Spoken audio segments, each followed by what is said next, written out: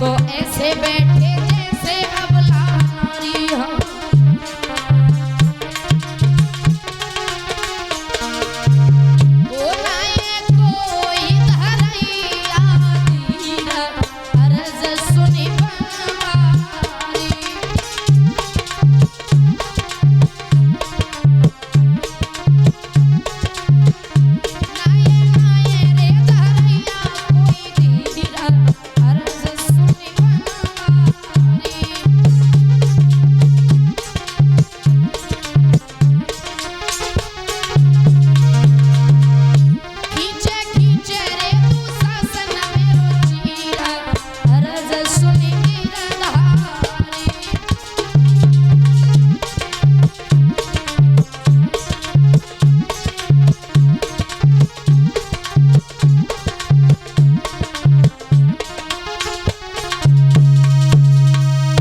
लगाती है द्रौपदी।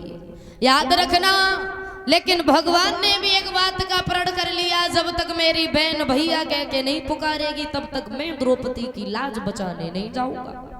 और द्रौपदी भगवान कह के बुला रही, लेकिन भैया एक भी बार नहीं कहा। कृष्ण बोले मैं दुनिया के लिए भगवान हूँ, पर चाहे कितना भी बड़ा हो जाऊं, लेकिन बड़ा उनके सामने नहीं बनना चाहिए जिन्होंने खुद बड़ा किया है। तो बताया, रोती है द्रौपदी, चिल्लाती है, लेकिन भगवान लाज बचाने के लिए नहीं गए। बाद में जब देखा कि कृष्ण नहीं आ रहे हैं, द्रौपदी ने दोनों हाथ ऊपर कर लिए, साड़ी को छोड़ दिया, आंखों से अश्रुधारा बह रही है। दुर्योधन हंस रहा है। एक बात कही द्रौपदी, अगर अंधे के अंधे हो सकते हैं तो अंधे के साथ रहने वाले भी सब अंधे हो जाते हैं। अगर आंखों वाले हैं तो इस सभा में सिर्फ तुम्हारे 5 पति हैं। बाहरी दुर्योधन, रोने लगी द्रौपदी, चिल्लाने लगी। बाद में दोनों हाथ ऊपर उठा ली, आंखों से आंसू, मुख से चीख निकल रही है। बाद में द्रौपदी ने एक बात कही, कन्हैया सही भैया, का मनमानी करवाओगे मेरे नाथ द्वारका रे।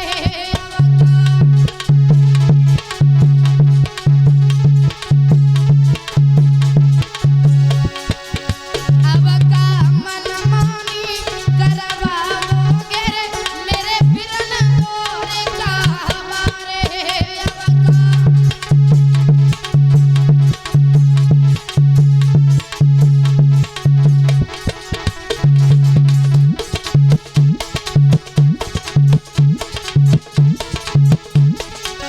और कहती है द्रौपदी भैया, जैसे नरसी को बात भरायो, अरे जैसे नरसी के बात भराए, बहन की आई की लाज बचाओ।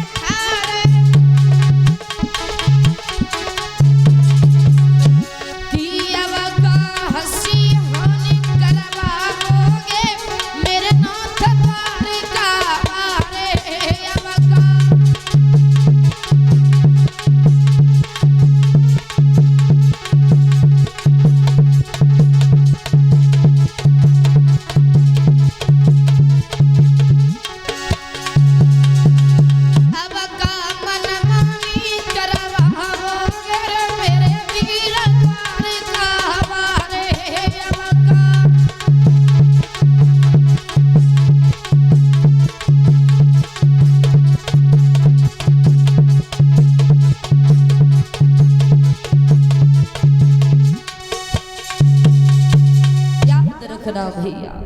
आवाज लगाई द्रौपदी ने, भैया कह करके पुकारा। भगवान नंगे पांव दौड़े। योग माया द्वारा प्रभु ने द्रौपदी की साड़ी के साथ अनेक वस्त्र को जोड़ दिया। धरती से आसमान तक वस्त्र का ढेर इकट्ठा हो गया। दुशासन बेहोश होकर के जमीन पर गिर गया, परंतु द्रौपदी को नग्न नहीं कर पाए। कहते हैं कि जाको राखे साइया और वह मार सके नहीं कोई, और बाल नवा का कर सके चाहे जग बेरी हो।